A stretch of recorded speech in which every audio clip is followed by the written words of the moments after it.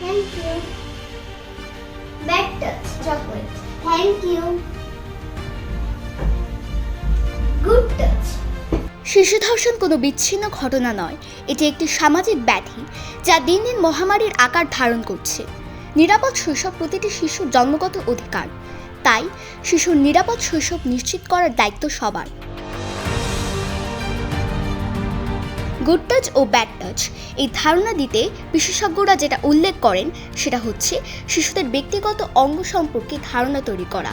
এই নাও chocolate. Thank you. Good touch. Thank you.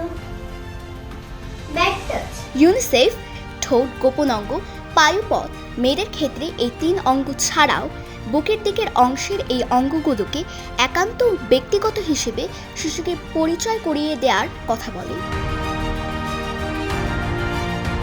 অনিরাপদ স্পর্শ হিসেবে ইউনিসেফ উল্লেখ করেছে, যদি ধরলে ব্যথা লাগে, যদি এমন জায়গায় ধরা বা স্পর্শ করা হয় যেখানে ধরলে ভালো লাগে না বা যেখানে ধরা উচিত না, অস্বস্তি বোধ হয় বা খারাপ লাগে,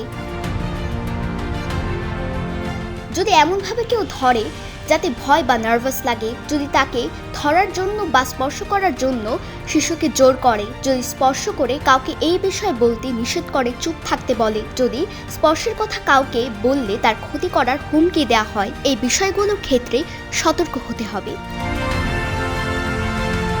ছোট শিশুদের একটু খেলার ছলে ছবি এঁকে অথবা গল্প করে ধীরে ধীরে এই ধারণাগুলো তার মাথায় গেঁথে দিতে হবে।